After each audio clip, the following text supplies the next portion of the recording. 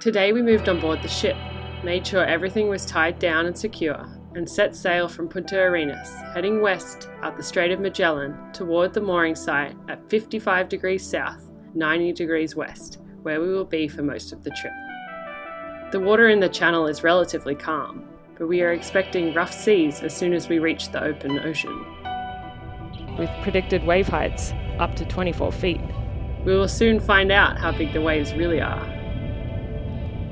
It can be a little bit terrifying to look down the water's surface and realize there is 13,000 feet of water below you, and you are several days away from any help from land. But most of the time, I find it very peaceful and inspiring being surrounded by the ocean.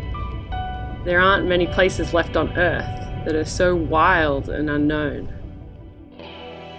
I feel a little bit like an explorer studying the Southern Ocean because we can learn so many new things each time we go out and put new floats in the water.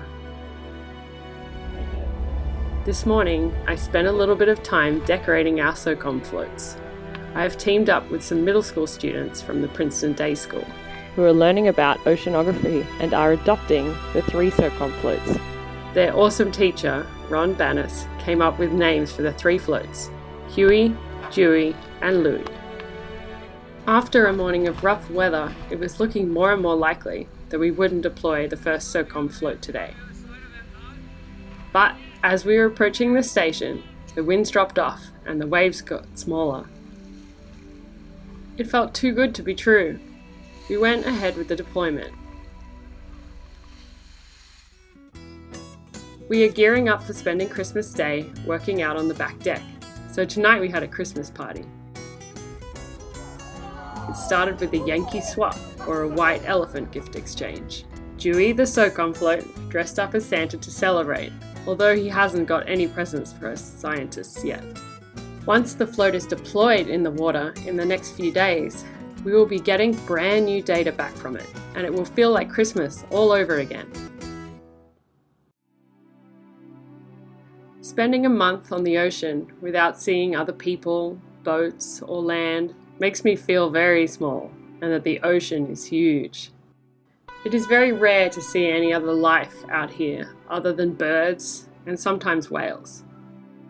The wind and the waves are so powerful, it really makes me appreciate how powerful nature is. Dewey and Louie, the 2 SOCOM floats that have been patiently waiting for the past few weeks, were finally deployed off the icebreaker today. We had a beautiful calm day, so the deployment went smoothly, and Dewey and Louie joined the 3rd float Huey on their journey through the Southern Ocean. Now that the floats are deployed and the rest of the ship's work is done, we have started the long 4-day trip back to land. As far as science goes, I am working on packing up all the water samples collected to calibrate the floats, which will be shipped by airplane back to San Diego when we arrive in port. Through all the ups and downs of going to sea in the Southern Ocean, I wouldn't trade the experience for anything. I had the opportunity to travel to one of the remotest parts of the Earth, and I got to be involved in exciting new research to understand exactly how the Southern Ocean influences our global climate.